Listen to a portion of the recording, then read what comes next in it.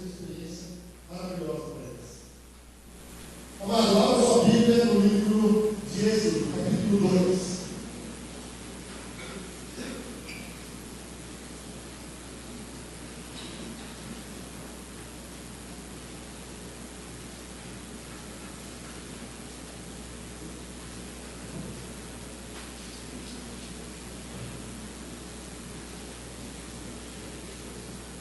Abriu? Vamos orar?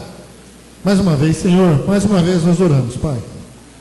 Oramos para que o Teu Espírito Santo continue ministrando nesse lugar, falando conosco, através da Tua boa e perfeita vontade, através da Tua palavra, Senhor.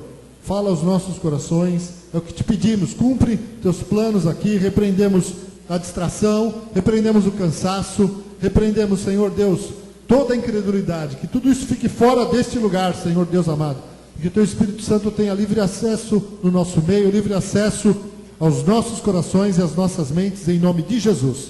Amém. Aleluia.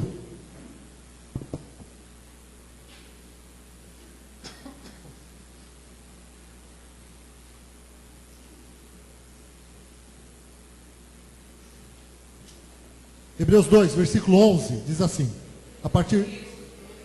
Êxodo 2, obrigado. Vocês estão ligados, isso é bom. Êxodo 2, a partir do versículo 11, diz assim: E aconteceu naqueles dias que, sendo Moisés já grande, saiu a seus irmãos e atentou nas suas cargas, e viu que um varão egípcio feria a um varão hebreu de seus irmãos. E olhou a uma e a outra banda, e vendo que ninguém ali havia, feriu ao egípcio, e escondeu na areia. E tornou a sair no dia seguinte, e eis que dois varões hebreus contendiam. E disse ao injusto: Por que feres o teu próximo? O qual disse: Quem te tem posto a ti por maioral e juiz sobre nós? Pensas matar-me como mataste o egípcio? Então temeu Moisés e disse: Certamente este negócio foi descoberto. Ouvindo, pois, Faraó este caso, procurou matar a Moisés, mas Moisés fugiu de diante da face de Faraó e habitou na terra de Midian e assentou-se junto a um poço. Amém? Então, amados, o versículo 12 diz assim: E olhou a uma e a outra banda, e vendo que ninguém ali havia, feriu ao egípcio e escondeu na areia. Certo? Então Moisés, como é que ele fez? Ele olhou para um lado, né? Depois olhou para o outro, ele viu que ninguém estava vendo, e aí matou o homem, matou o egípcio, e escondeu na areia, certo? Moisés, ele, o que ele se certificou que não havia ninguém olhando, não tem ninguém olhando, não tem ninguém vendo, e aí ele colocou o seu plano a cabo. Então isso nos faz pensar que talvez se tivesse alguém olhando, ele não tinha matado o egípcio, né? Ele não teria feito aquilo, né? Para olhar para um lado e olhar para o outro, ninguém está vendo, eu vou acabar com esse cara aqui, que está batendo no hebreu, vou acabar com a raça dele. Não sei se a intenção era matá-lo, mas aqueles tempos eram tempos diferentes dos nossos, né? Mas por ele ter matado um egípcio, o negócio foi descoberto e o faraó mandou matarem ele. Ele iria morrer. E aí ele fugiu e foi para Midian. Ok? Não vou contar a história de Moisés aqui hoje, mas só essa ação, só essa atitude. E aqui a gente tem uma boa definição de caráter. Eu já preguei aqui sobre caráter. Confesso que eu não parei dessa vez para procurar definições sobre caráter, que eu tenho até anotado em algumas pregações, que é o conjunto das nossas características, ações, pensamentos, mas aqui uma definição diferente sobre caráter poderia ser: você é aquilo que você é, na verdade, aquilo quando ninguém está te olhando, quando ninguém está te vendo. E o nome dessa mensagem hoje seria: quem é você quando ninguém está olhando? Quem é você quando ninguém está olhando? Quando ninguém está te vendo? Caráter tem a ver com aquilo que você é quando ninguém está vendo. Isso é uma definição de um pregador chamado Thomas Paine. Ele definiu o caráter dessa forma, né? É uma definição um pouco diferente daquilo que a gente ouve, mas ela é verdadeira, né? Caráter tem a ver com aquilo que você é quando ninguém está vendo. A hora que você fala o que você quer, você faz o que você quer, coloca os seus olhos aonde você quer. E reputação, uma definição para reputação, tem a ver com a imagem que nós construímos diante das pessoas. Esse Thomas Paine dividiu caráter e reputação dessa forma. Reputação tem a ver com a imagem que nós construímos diante das pessoas. É o que as pessoas pensam de nós. Então, todos nós temos uma reputação e todos nós temos um caráter. São diferentes, né? Porque o caráter mesmo, só Deus conhece. Certo? E às vezes ele se manifesta. E aí você pode até dizer para alguém, né? Não, esse cara é um mau caráter. Né? Às vezes até dizemos, essa pessoa não tem caráter. Certo? Mas na verdade todo mundo tem um caráter. Né? Ele pode ser bom ou ele pode ser ruim. E a nobreza maior é aquilo que fazemos quando ninguém está vendo. Quem é você quando ninguém está olhando? Na verdade, nobreza, quando fazemos algo bom. Quando temos atitudes boas, quando ninguém está vendo. Quando ninguém está olhando. Amém, queridos?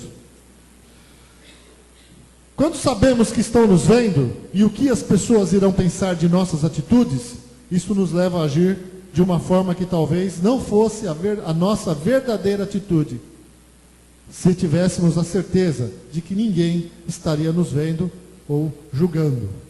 Certo? Eu acho que isso é uma verdade, né? Provavelmente Moisés só matou o egípcio porque pensou que ninguém estava olhando, senão ele não o teria feito. E qual a lição que podemos tirar dessa passagem de Moisés?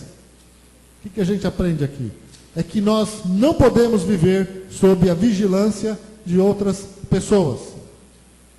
Não podemos viver sob a vigilância para fazer o que é certo ou o que é errado. Amém? Essa não deve ser nossa vida.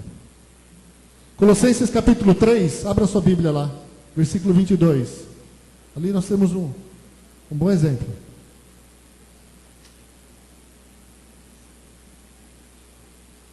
Colossenses 3, 22, diz assim, se você não achou, presta atenção. Vós servos, obedeceis em tudo a vosso Senhor, segundo a carne, não servindo só na aparência, para agradar aos homens, mas em simplicidade de coração, temendo a Deus. E tudo quanto fizerdes, fazei-o de todo o coração, como ao Senhor e não aos homens, sabendo que recebereis do Senhor o galardão da herança, porque a Cristo, o Senhor, o servis. Amém? Então, se a gente for trazer isto para os nossos tempos, porque naquele tempo havia muitos servos, escravos, e Paulo estava se referindo tanto a servos como a escravos que se convertiam, e ele dizia, olha, ele dizia a forma como eles deveriam proceder, sendo cristãos. Vocês são cristãos agora. Vocês têm que agir de coração. Vocês não estão servindo apenas eles por aparência, mas vocês como cristãos devem servir a eles agora de coração, realmente, né? Com amor, porque isso vai até servir de testemunho para eles. Se nós trouxermos isso para os nossos dias hoje, é a atitude dos empregados e empregadores. Como os empregados devem agir, né? Você já deve ter ouvido muita história, né, de comportamento de empregado. Né? Ele se comporta de uma maneira quando o chefe está próximo e de outra maneira quando ele não está próximo. Né? Isso no sentido de não ser honesto no seu trabalho, de fazer o seu trabalho relaxadamente. Certo? Você já deve ter visto muito. Tem assim, ditados populares, né, que falam, quando o gato sai, os ratos fazem a festa. Não é? Muitas vezes isso é usado para falar de empresa. Né? Quando o chefe sai, os funcionários fazem a festa. Mas isso não é correto. Eu me lembro do meu irmão, que eu trabalhava numa empresa, e ele me contou isso uma vez, que ele respeitava o patrão dele. E uma vez os amigos deles Quando o patrão saiu, o pessoal quis bagunçar e ele falou, não vou fazer isso. Ah, mas por quê? Você tem medo dele? Não, eu não tenho medo dele, eu respeito ele. Porque eu o respeito. Por isso que eu não vou fazer isso. Então, por respeito, por amor, por sermos cristãos, temos que dar um bom testemunho. Amém, queridos? Glória a Deus. Precisamos lembrar que quando não há plateia, há um Deus nos vendo. Né? Quando não tem patrão, quando não tem alguém olhando, alguém está te olhando. Deus está te vendo. Amém? Deus está te vendo. Então, você precisa ficar esperto. Porém, há momentos em que haverá plateia. Tem momentos que as pessoas vão estar vendo. Né? A palavra de Deus nos diz lá em Mateus 5,16, diz que nós somos o quê? A luz. Somos a luz do mundo. Precisamos ser vistos. Né? Ali em Mateus 5,16, Jesus diz que nós não podemos nos esconder. Você não pega a luz do mundo e esconde ela. Aliás, ele faz um exemplo com a candeia, que era a lâmpada que iluminava de noite, né? A candeia era um objeto onde se colocava o óleo, tinha um pavio na ponta, você acendia, molhava aquele pavio com óleo, acendia o pavio, e o pavio ficava queimando ali durante muito tempo, enquanto tivesse óleo. O pavio ele não acabava, né? E aquilo servia para quê? Para iluminar. E Jesus nos compara isso. Você não pega uma candeia, e ele diz assim, você não pega uma candeia e coloca ela debaixo da cama. Você não esconde ela. Ela vai iluminar o que debaixo da cama? Né? Ela vai estar no local errado. E ele falava isso em relação a nós. Vocês são a luz do mundo. Vocês devem ser vistos pelas pessoas. Amém? Então há momentos, por isso que fala lá em Mateus 5,16, assim resplandeça a vossa luz diante dos homens, para que vejam as vossas boas obras e glorifiquem o vosso Pai que está nos céus. Amém, queridos? Então essa luz deve brilhar. Agora vamos ver lá Mateus 6. Se tiver com a tua Bíblia, abre em Mateus capítulo 6. Eu quero comentar outra passagem sobre esse assunto.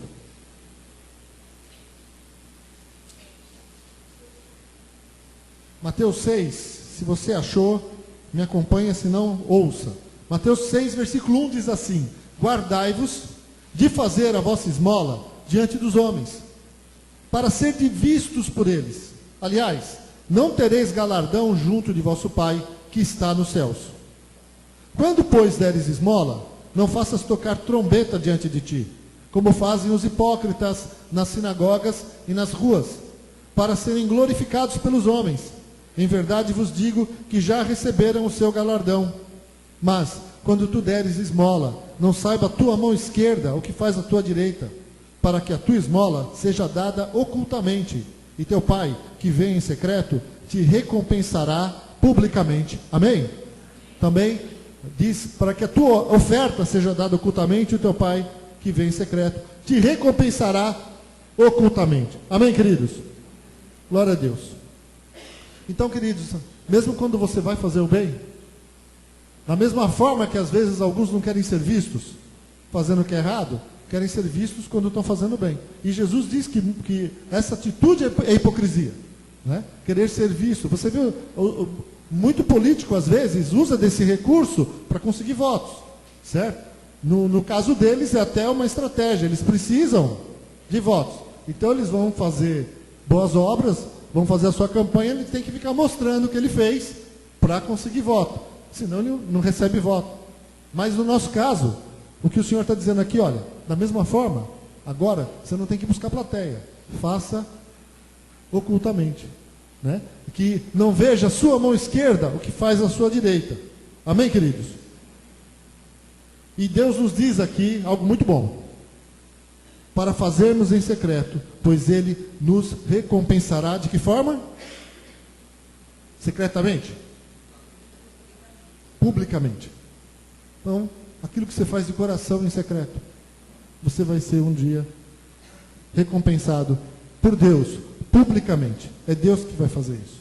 Amém? Por que Deus faz isso? Para cumprir o que está lá em Mateus 5,16. Vós sois a luz do mundo. Amém?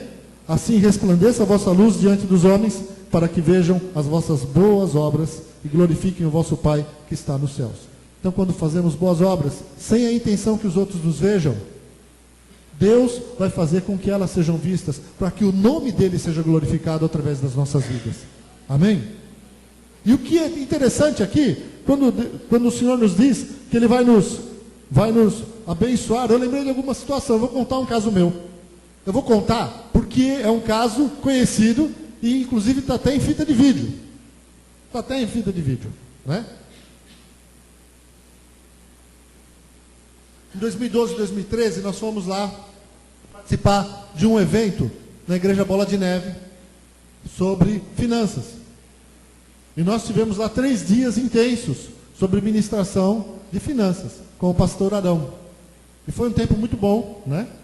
E quando chegou isso foi em 2013. Quando chegou no último dia, o pastor Arão trouxe uma palavra, e essa palavra tocou o coração do pastor Eric, que estava lá.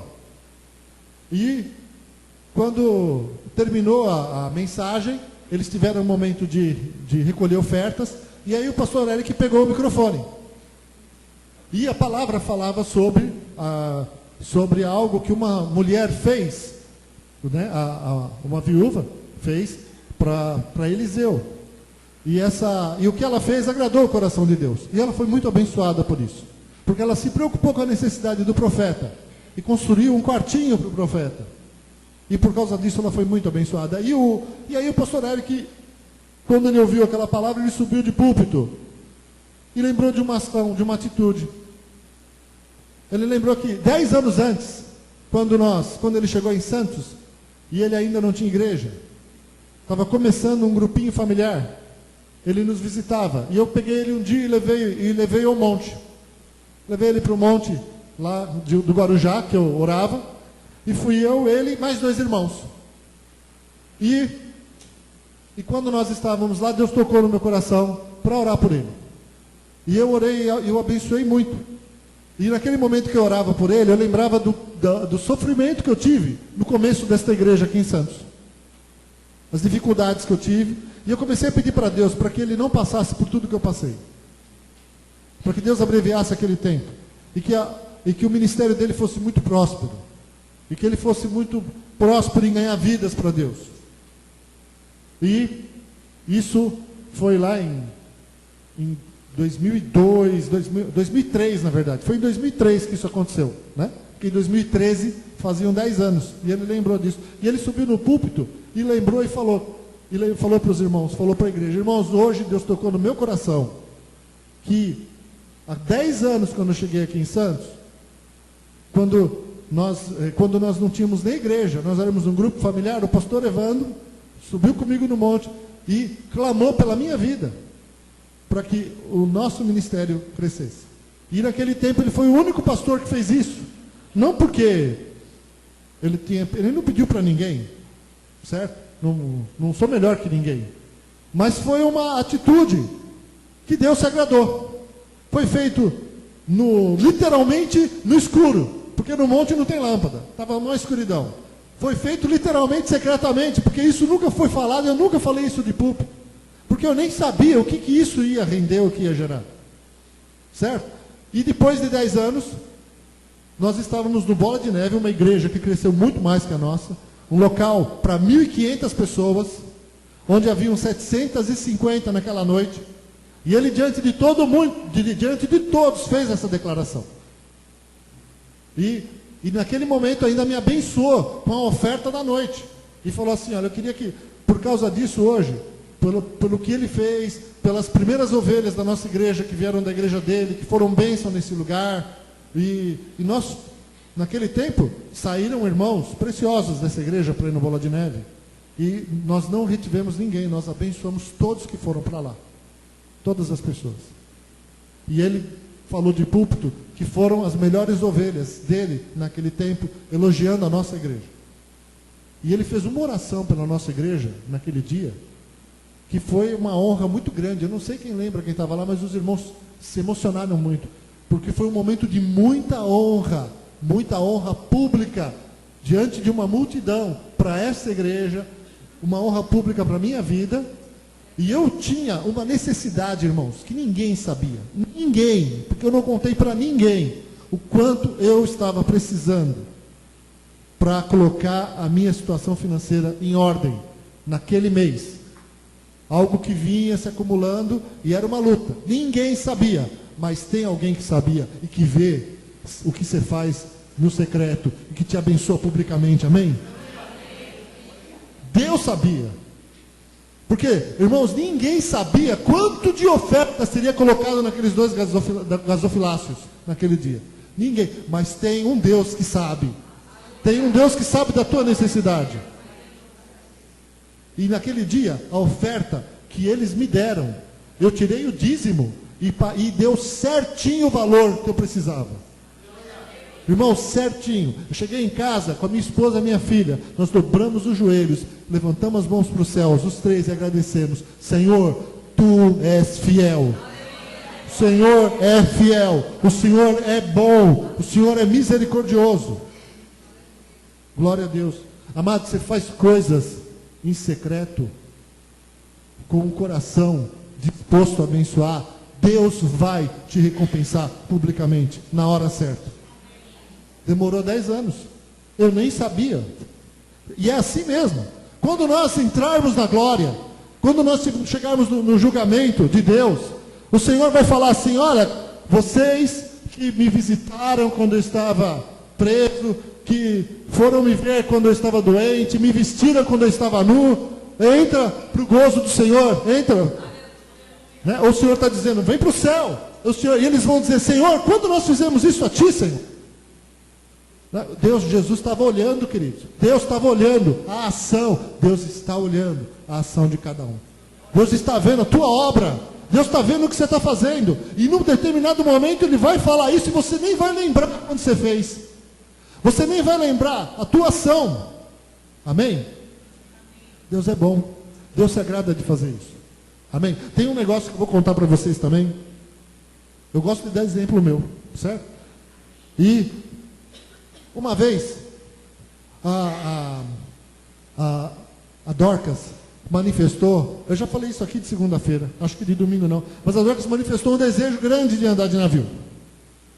E aí Deus tocou no coração das suas filhas de dar uma viagem de navio para o Dede e para Dorcas. E aí as duas, sem contar para ninguém, foram lá, compraram uma passagem cada uma de navio e eles viajaram, né, no MSC Orquestra. 4 dias de viagem. 4 dias. Foi bom, né, Dede? Né, olha, o Dede só falou assim. A minha sogra, quando eu cheguei, eu fui buscar ela. E não foi fácil fazer isso também, porque nós compramos em 10 vezes a passagem. Certo? Cada uma deu lá a passagem 10 vezes, né? Pagamos bonitinho, sem reclamar, fizemos com alegria, não saímos alardeando para todo mundo, olha, eu dei uma passagem para minha sogra. Ridículo, né? Ficar assim contando. Ela ficou feliz e contava, ganhei uma passagem de navio, certo? E foi viajar. Isso, ela ficou contente. Amados, passou um ano, 2012, férias de 2012, eu estava sem grana para comprar uma viagem de navio. Se tivesse dinheiro, não ia comprar. Certo? Não ia comprar uma viagem de navio, porque na minha condição não era para mim fazer isso. Aí, eu ganhei, um ano depois, eu ganhei uma viagem de navio. Deus me deu, de presente, para mim, para Sandra e para Rebeca. Eu não vou contar detalhes aqui, que a maioria sabe. Ganhamos nem a taxa de embarque, nada. Foi uma aventura, né? Eu já contei a aventura, como foi para entrar, tal, que a ponte quase caiu, a gente entrando e a ponte caindo, tudo aquilo. A Rebeca sem identidade, só podia entrar com identidade, corremos lá no poupa-tempo, irmãos. Então, resumi tudo. Entramos no navio, irmãos, nós demos para eles 4 dias no MSC, e nós ganhamos, eu, a Sandra e a Rebeca, 9 dias no Costa Fortuna para ir para Inglaterra, olha só, hein? Para ir para o Rio de Janeiro, Buenos Aires e Punta del Este. e Santa Catarina. Pô, foi uma bênção. Tudo pago. Sabe aquelas coisas assim que você não... É sério mesmo? Não vou pagar nada? Né? Uma bênção. Deus me deu, fiquei tão feliz, irmão. Não gastei um centavo. Deus me deu. Amém? Bênção de Deus. Aí passou 6 meses. A minha cunhada, que deu a outra passagem. Deus é detalhista, né? Ela ganhou uma viagem, ganhou um circuito na Europa. Por 200 euros. 10 dias no navio lá no Mediterrâneo. De navio também, no Mediterrâneo. Aí você fala, mas ela gastou a passagem de avião. Pois uma amiga deu a passagem para ela, não gastou. Pagou a passagem para ela, e ela foi com 200 euros, ela fez uma viagem, caro para chuchu, né, irmão? Uma viagem dessa de navio, tá aí a Soraya sabe o que eu estou falando. 200 euros ali, o negócio, Deus abençoou as filhas, porque as filhas... Irmão, quero dizer uma coisa para você, abençoa os seus pais, amém? Abençoa os seus pais. Vai lá no secreto, honra teus pais, honra teus pais. Quando eles menos esperarem, dê algo para eles, significativo. Honre teus pais, que isso é bênção. Deus se agrada quando os filhos fazem isso. Irmãos, queridos, isso aí é bênção, irmãos, isso é presente de Deus. Não corremos atrás, fizemos de coração. Deus nos deu. E eu estou contando para servir de exemplo para vocês. Aleluia. Deus vê o que você faz em secreto. Agora, quando eu falo assim, do jeito que eu estou ministrando aqui, e eu vou falar ainda, dá a impressão que Deus só está olhando para te pegar em alguma coisa.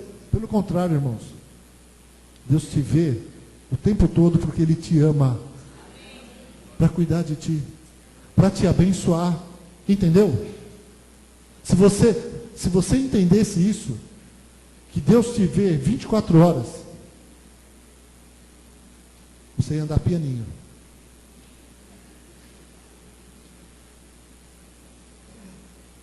Deus é bom. Aleluia.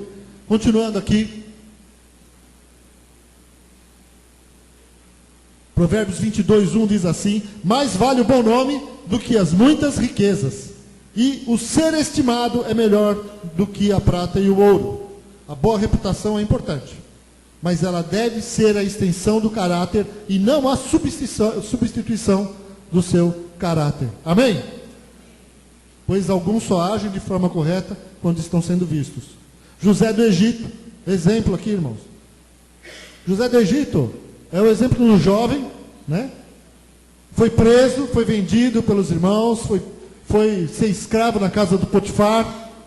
Eu não vou contar a história do José, mas ele está ali na casa do Potifar, lá dentro da casa do Potifar ele se destaca, né? Se torna o melhor funcionário, ele passa a ser o administrador da casa, ele fica responsável por tudo que é do homem, o Potifar.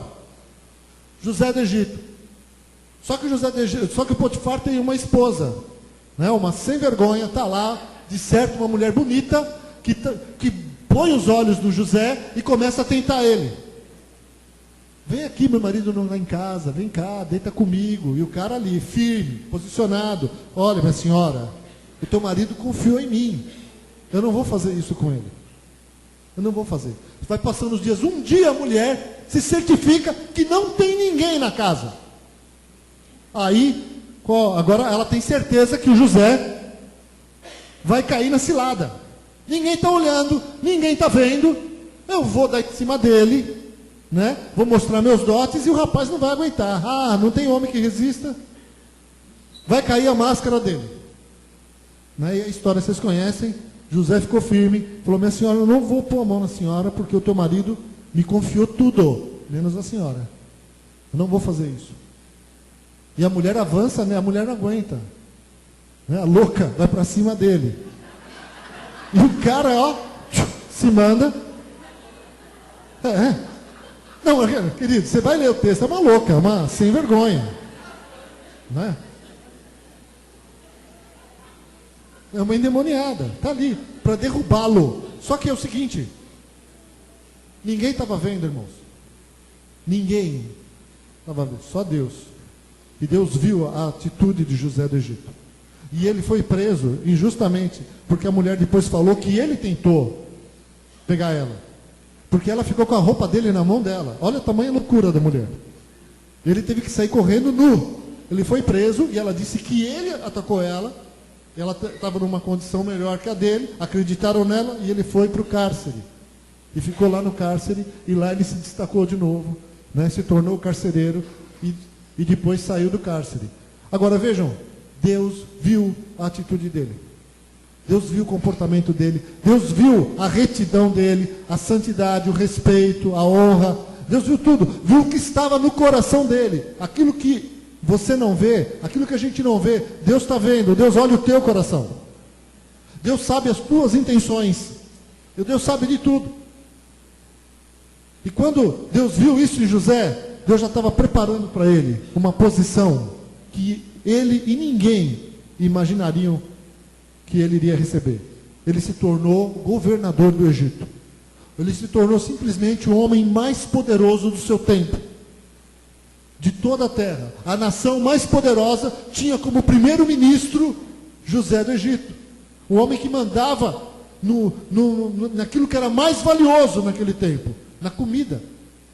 Ele mandava no trigo. Ele é que dizia o que ia fazer com os cereais, com o alimento. Deus colocou na mão dele, com um plano para isso. E Deus conhecia tanto o coração de José, que quando José teve a oportunidade de se vingar dos seus irmãos, qual foi a atitude dele? Perdoar os seus irmãos. Ele teve misericórdia dos seus irmãos. Ele poderia ter mandado matar os irmãos, e ele, naquele tempo ele estaria bonito na fita. Não fez mais do que deveria ter feito, é o que iriam dizer. Seus irmãos receberam o que eles semearam. Eles semearam a morte do irmão deles, eles vão colher morte.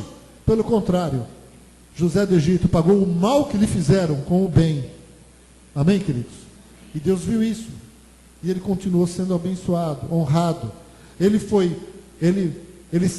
Aos 17, 16 anos ele foi vendido. Aproximadamente com 30 anos, ele se tornou governador do Egito. Ele foi governador do Egito durante 80 anos. 80 anos. Valeu a pena aqueles 12 anos de sofrimento? Entre 12 e 15, que os historiadores falam?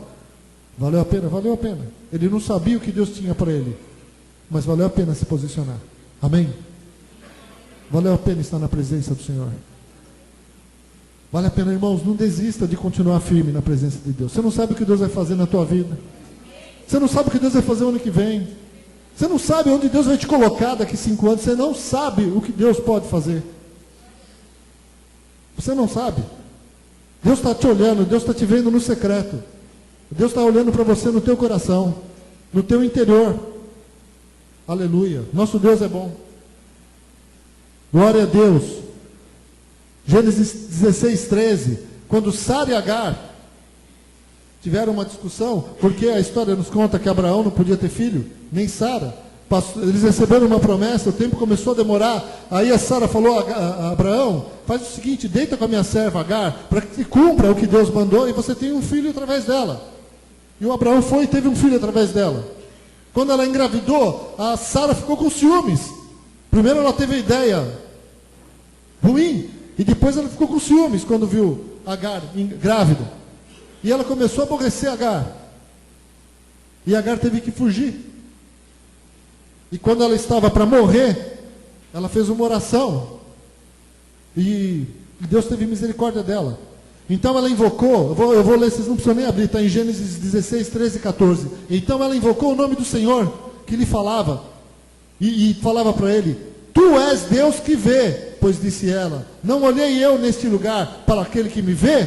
Por isso aquele poço se chama Beer Laai Roi, e está entre Cádiz e Beré de Deus. Providenciou um poço para ela no meio do deserto, para que ela não morresse de sede, para que ela fosse salva. E essa palavra Beer Laai Roi se fala justamente, eu até anotei aqui para vocês, o poço daquele que vive e me vê. O poço daquele que vive e me vê. Ela estava dizendo: o poço de Deus que vive e está me vendo. Então ela sabia que Deus estava vendo ela, Deus estava olhando ela. Salmo 94, versículo 9. Eu tenho um testemunho sobre esse versículo que eu não vou contar, né? Mas que fala bem claramente, né? Salmo 94, 9. Aquele que fez o ouvido não ouvirá, aquele que fez os olhos não verá. É Deus questionando os seus filhos. E a experiência que eu tive com Deus é que Ele me questionou um dia, quando eu disse para Ele que Ele não estava me vendo e nem ouvindo. E Deus falou comigo através desse versículo: aquele que fez o ouvido não ouvirá, aquele que fez os olhos não verá. Deus está te vendo sempre. Amém, amados? Amados, termos o entendimento de que estamos expostos aos olhos do Senhor é muito abençoador. Apocalipse 2, versículo 18, diz assim: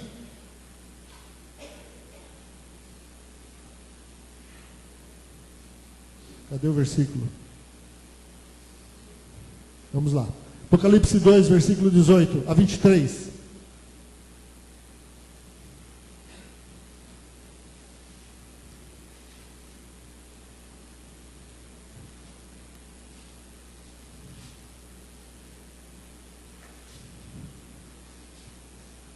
Ao anjo da igreja em Tiatira escreve: estas coisas diz o Filho de Deus, que tem os olhos como chama de fogo e os pés semelhantes ao bronze polido. Conheço as tuas obras, o teu amor, a tua fé, o teu serviço, a tua perseverança e as tuas últimas obras, mais numerosas do que as primeiras. Tenho, porém, contra ti o tolerares que essa mulher Jezabel, que a si mesmo se declara profetisa, não somente ensine, mas ainda seduza os meus servos a praticarem a prostituição e a cometerem coisas sacrificadas aos ídolos. Dê-lhe tempo para que se arrependesse. Ela, todavia, não quer arrepender-se da sua prostituição. Eis que a prostro de cama, bem como em grande tribulação os que com ela adulteram, caso não se arrependam das obras que ela incita. Matarei os seus filhos, e todas as igrejas conhecerão que eu sou aquele, presta atenção, e todas as igrejas conhecerão que eu sou aquele que sonda mentes e corações, e vos darei a cada um segundo as suas boas obras. Amém, queridos? O nosso Deus é o Deus que sonda as mentes e os corações. Ele sabe o que está na sua mente, Ele sabe o que está no seu coração. Amém? Deus é bom. Hebreus 4,13 diz que todas as coisas estão descobertas e nuas diante daquele a quem devemos prestar contas. Haverá um tempo, amado, em que nós vamos prestar contas para Deus, de todas as coisas feitas em oculto, em público, e o que pensamos também. Nós vamos prestar conta para o nosso Deus. Provérbios 5:21 diz: porque os caminhos do homem estão perante os olhos do Senhor, e Ele considera todas as suas veredas. Todos os caminhos. Deus sabe de tudo o que fazemos. Amém, queridos? Provérbios 15:3: os olhos do Senhor estão em todo lugar, contemplando os maus e os bons. Certo? Então Deus tanto olha para um, como Ele olha para outro. Então Deus não está à espreita para nos pegar. Ele está à espreita para cuidar de nós. Mateus 10:26 também diz: porque nada há encoberto que não haja de revelar-se, nem oculto que não haja de saber-se. E Romanos 2:16: haverá um dia em que Deus irá julgar os segredos dos homens mediante Jesus Cristo. Todo segredo, tudo que está no teu coração, tudo que ninguém sabe, vai ser julgado. Ok? Aleluia. Tiago 2:11 a 15. Tem uma passagem que eu quero ler que fala sobre a graça de Deus. Portanto, a graça de Deus se manifestou Salvador a todos os homens, educando-nos para que, renegadas a impiedade e as paixões mundanas, vivamos no presente século sensata, justa e piedosamente, aguardando a bendita esperança e a manifestação da glória do nosso grande Deus e Salvador, Cristo Jesus, o qual a si mesmo se deu por nós, a fim de remirmos de toda iniquidade e purificar para si mesmo um povo exclusivamente seu, zeloso de boas obras. Dize estas coisas, exorta e repreende também com toda a autoridade. Ninguém te despreze. Amém? Então, ninguém me despreze. Amém, queridos? Glória a Deus. Eu quero falar para vocês, é que uma graça distorcida tem sido pregada. Muitas vezes. É a graça de que eu, faço o que você quiser, pois Deus te entende. Né? Viva o evangelho do jeito que você quiser. Tem pessoas que inventam o evangelho para elas. Quando eu trabalhava numa empresa de vendas? Queridos, eu conversava com os vendedores, cada um tinha uma forma de pensar de Deus. Então ninguém queria seguir a Bíblia. O Deus que todos criam vinha da Bíblia. O Deus que todos eles acreditavam vinha da palavra de Deus. Mas ninguém queria seguir a palavra de Deus. Cada um do seu jeito. Veja bem, eu penso assim, que Deus me entende e Ele entende, e é assim, eu não faço mal para ninguém, eu não roubo, eu não mato, né? Não faço mal para ninguém, então, eu sou um cara bom. Então, eu vou para o céu quando eu morrer. Certo? Então, na concepção das pessoas, ele se colocava assim, algumas ações, atitudes boas dele, transformava-as em coisas muito grandes, e está tudo perdoado, todos os seus erros, seus pecados, suas mazelas, suas prostituições, porque todos eles, sem exceção, só eu, escapava, saíam com outras mulheres, traíam suas esposas, mas todos eles iriam para o céu, entendeu? Quando você conversava, então, todo mundo vai para o céu, todo mundo, nossa, é tudo bom, Deus entende, Deus compreende, Deus... E aí eles pegam a graça, e às vezes você vê crentes pegando a graça de Deus e transformando elas numa coisa assim que, olha, faça o que você quiser, Deus te entende, veja bem, eu não consigo, Deus entende que é muito difícil, né, a carne é fraca, né, tentação, certo? Então a gente não suporta, e vamos vivendo a vida de qualquer jeito.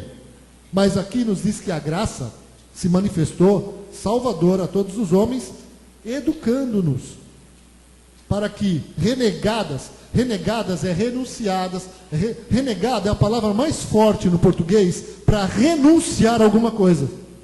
A palavra mais forte no português para você dizer, eu não quero isso na minha vida, é a palavra renegar. Eu renego a prostituição, a malícia da minha vida, a maldade, é mais ou menos isso. Então a graça nos educa para que você renegue a impiedade e as paixões mundanas. Precisa traduzir paixões mundanas?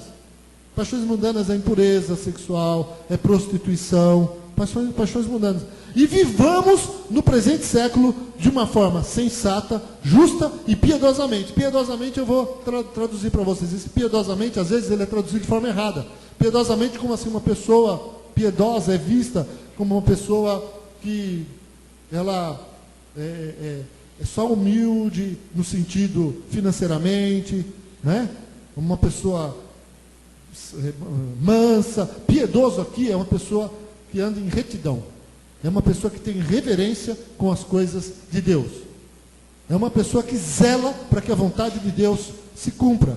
Piedoso. Então a graça de Deus, ela faz isso na nossa vida. Então a graça de Deus não é para que você fique à vontade, peque à vontade, você está salvo. Então temos que tomar com esse pensamento errado da graça. Amém, queridos? E eu até escrevi aqui, isso, Deus sabe que eu não consigo, eu sou fraco, eu não resisto a tentações, e no final tudo vai dar certo. Esta graça, amados, é falsa.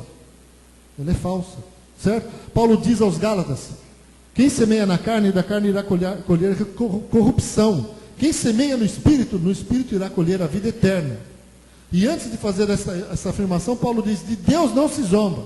Em outra tradução, Deus diz assim, que de Deus não se escarnece. Ok? Deus não se deixa escarnecer, em outra tradução. E isso, em outras palavras, é o seguinte, não é por causa da graça que você é crente que você pode ficar de palhaçada e brincando com Deus. Amém? Aleluia. Eu estou terminando, não saia correndo, por favor. Apocalipse 20, versículo 11 e 12, fala dos livros que foram abertos. Livros na Bíblia. Eu quero falar sobre livros, para terminar aqui. Onde eu quero? Apocalipse 20, versículo 11, diz assim, isso, João, que teve a revelação do Apocalipse, num determinado momento, ele vê livros que são abertos. Ele diz no versículo 11, vi um grande trono branco, e aquele que nele se assenta, de cuja presença fugiram a terra e o céu, e não se achou lugar para eles. Vi tantos mortos, os grandes e os pequenos, postos em pé diante do trono. Então se abriram livros, ainda outro livro, o livro da vida foi aberto. E os mortos foram julgados segundo as suas obras, conforme o que se achava escrito nos livros. Ok? Então, e ele fala que todos os mortos foram julgados segundo o que estava escrito nos livros. Amém? Tremendo. Eu já pensei numa sketch um dia, da gente trazer os livros aqui. Viu, querido? Eu já pensei isso, irmãos, várias vezes. Isso está na minha cabeça. Fazer uma sketch, fazer uma peça. A gente trazer os livros. Já pensou que trazer o livro do Google? O livro do YouTube. Pensei em fazer um livro grande, escrever YouTube. Você já pensou você chegar no céu e ter o livro lá do YouTube? Né? O que você viu no YouTube? O que você viu no Google? No Netflix, o livro do Netflix. Né? Ia ser algo engraçado. Ou terrível. Livros foram abertos. No Velho Testamento, amados, tudo era registrado em livros. Então você vê lá o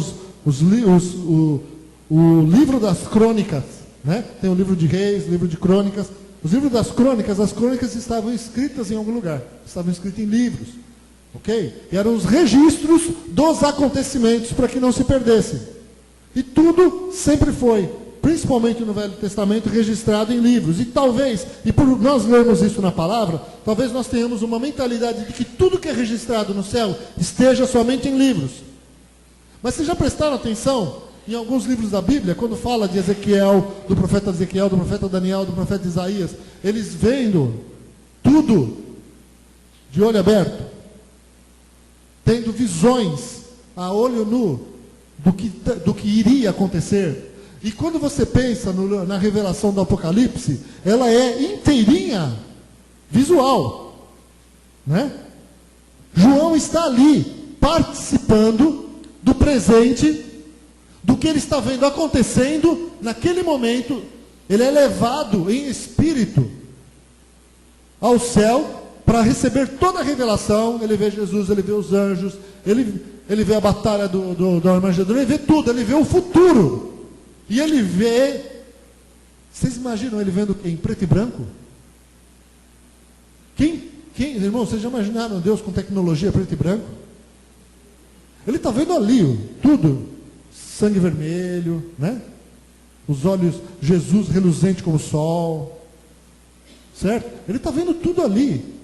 Então eu fico imaginando que é tudo alta tecnologia. Alta tecnologia, está tudo ali, irmãos. A vida, a história, está ali para ser acessada a hora que Deus quiser. Tem um pastor que veio nessa igreja em 2007 ou 2008, chamado João Carlos Marques. Certo? Rabadã, através do Rabadã ele veio para cá. Esse homem é conhecido em muitos lugares. Ele já pregou em Santos, em outros lugares. Ele é conhecido lá no Sul, porque ele é do Rio Grande do Sul. Eu conheço os irmãos do Sul quando eu conversei com eles. Em outros lugares eles me contaram desse pastor que eles conhecem, eles testificam que o que aconteceu com ele. Ele morreu durante meia hora. Ele tem isso. As pessoas que estavam naquela reunião de oração, haviam médicos, haviam muitas pessoas que eu conheço, do meio da igreja. E ele morreu meia hora, ele ficou morto. Nessa meia hora, ele esteve no céu. Só que o tempo do céu é diferente. E ele conta a experiência dele. Ele contou a experiência dele para nós aqui, contou para nós, para a igreja. Ele tem divulgado, ele tem pregado o evangelho em vários lugares. E ele prega muito por causa dessa experiência que ele teve. Ele recebeu uma ordem de Jesus para pregar o evangelho, né? E ele conta a experiência e ele cita situações que ele falou. Eu não lembro se ele falou aqui, mas ele falou para mim pessoalmente do que ele viu. Falou com alguns irmãos que estavam reunidos com ele sobre como ele viu as coisas no céu. Ele contou que ele tinha curiosidade de ver aquele momento da multiplicação dos pães e peixes. E ele estava no céu e ele viu assim. Ele queria saber como foi aquilo. Como é que foi que Jesus fez aquilo? Pegar 2 peixinhos e 5 pães e multiplicar para uma multidão, que só homens eram 5.000. E ele conta detalhes, ele conta o menino, ele conta como era a caixinha de madeira que o menino levou com pãozinhos para ele. Ele conta detalhes de tudo. É uma experiência deles, irmãos. Veja bem, eu quero dizer isso para vocês agora. Isso não é doutrina, isso não está escrito na Bíblia. Foi uma experiência que ele teve. E ele conta assim, que olha, e aí mas como é que você viu? Ele falou, queridos, o céu, a gente pensa que o céu, o quê? O céu está muito à frente da tecnologia da terra. Simplesmente eu pedi para Jesus falou, quer ver? Assim na minha frente, eu vi a história, eu vi o acontecimento, assim, imenso, acontecendo, e eu assistindo tudo, as pessoas assistindo toda a cena. Então é a experiência que ele teve. E eu já ouvi depois dele outras experiências iguais, de pessoas que morreram e ressuscitaram. Ficaram mortas, os médicos viram. Agora, queridos, por que eu estou dizendo isso? Eu não precisaria nem citar a experiência dele, porque a Bíblia em si, sozinha, já prova isso, já mostra isso. Então o que eu quero dizer é que a nossa vida está gravada. A nossa vida, tua vida, ela não está simplesmente escrita num livro, dessa forma, como a gente imagina, certo? A gente não sabe como está, mas está ali, para aparecer o que precisar aparecer, para que todo mundo veja, em público. Por isso que diz a palavra de Deus, né? Que não há nada oculto que não será revelado. Que não há nada que foi dito em quatro paredes que não será revelado aos telhados. Amém? Deus revela tudo. Deus traz tudo à luz. Amém, queridos? Glória a Jesus. Aleluia. E para terminar, amados, eu comecei essa palavra dizendo: quem é você quando ninguém está olhando? Né? E eu queria só terminar falando também sobre outra coisa, o poder da vida secreta. Eu não vou pregar mais. Poder da vida secreta. Um dia eu ainda prego sobre esse assunto. Poder da vida secreta. Que foi um pouco do que eu falei aqui hoje. José do Egito. A vida dele, o comportamento dele é um exemplo para nós. Do poder da vida. Ninguém está vendo. Tudo que está acontecendo em segredo. Em segredo, ocultamente, ele está servindo a Deus. Ele não está preocupado quem está vendo e quem não está vendo. Certo? E em momentos em que ninguém estava vendo nada, ele talvez não estivesse nem pensando em Deus, mas o comportamento dele era o mesmo, como se todo mundo estivesse vendo. Então, para Deus, ele estava ali. E Deus estava olhando, e conhecendo o coração e vendo suas intenções. E aquilo trouxe poder para a vida dele, para que coisas acontecessem na sua vida. Amém? Mateus 6, 5 e 6 fala sobre a oração que o Senhor nos ensinou. E definitivamente essa última passagem que eu vou ler. E quando orardes, não sereis como os hipócritas, porque gostam de orar em pé nas sinagogas e nos cantos das praças, para serem vistos dos homens. Em verdade vos digo que eles já receberam a recompensa. Tu, porém, quando orares, entra no teu quarto e, fechada a porta, orarás a teu pai, que está em secreto. E teu pai, que vem em secreto, te recompensará. Amém, queridos? Amém. Fica de pé, amado.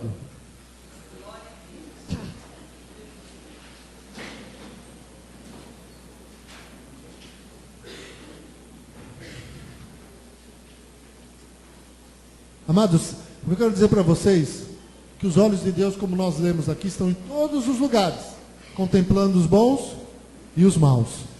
Amém? Estão em todos os lugares. E na verdade, eu tenho entendido ultimamente, principalmente nesses últimos dias, que Deus, Ele não está nos olhando, Ele não está nos vigiando, Ele não está como uma câmera, né? Para ficar nos vigiando, aquela câmera que gravam ações que você imaginava que ninguém sabia e ficou lá gravada e pode de alguma forma te comprometer, porque vão descobrir, porque a tua reputação vai ser manchada.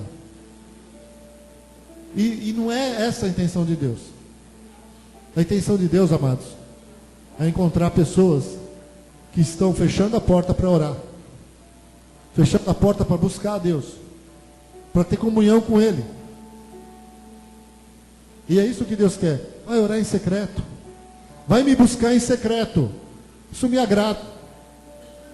Seja fiel a mim quando você estiver em segredo, quando ninguém estiver vendo, na tua vida, nas tuas ações, naquilo que você assiste, no teu relacionamento, no teu namoro. Anda em retidão, anda em santidade, se afasta do mal, porque Deus está presente. A gente às vezes brinca dizendo, olha Senhor, agora eu vou pedir licença para o Senhor, porque nós vamos fazer algo errado aqui. Irmãos, ninguém pede licença para Deus. Tudo está registrado, Deus continua vendo tudo o que nós fazemos.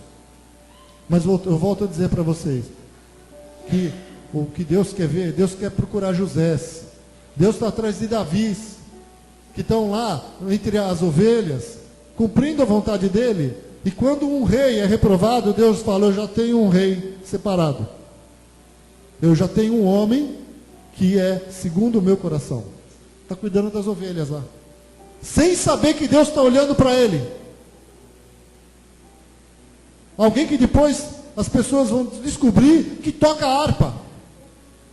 E quando toca a harpa, os demônios saem. Porque Davi apareceu assim. Ele apareceu derrubando Golias, mas também apareceu porque o rei Saul ficava endemoniado e precisava de alguém que tocasse a harpa, que fizesse algo, que o demônio aí falou, olha, tem um jovem, chama ele. Chamavam Davi, quando Davi dedilhava a harpa, os demônios fugiam. Por quê? Porque o demônio não gosta de som de harpa? O demônio não gosta de música? Porque Davi tinha uma maneira especial de tocar? Não, é porque ele tinha unção de Deus. Amém? E ele alcançou aquela unção na vida dele, secreta. O coração dele, Deus falou, esse aí tem um coração como o meu. Ele me agrada. Davi adorava a Deus. Davi servia a Deus. Davi agradava a Deus sem saber que estava agradando. Amém? Sem saber.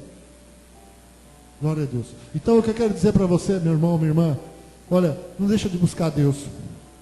Não deixa no teu dia a dia de separar tempo para estar na presença de Deus. Como Deus se agrada disso, de pessoas que priorizam tempo para Ele. Irmãos, Deus se agrada, Deus tem falado isso comigo. Deus se agrada disso, Deus tem falado, eu tenho ouvido Deus falando para as pessoas.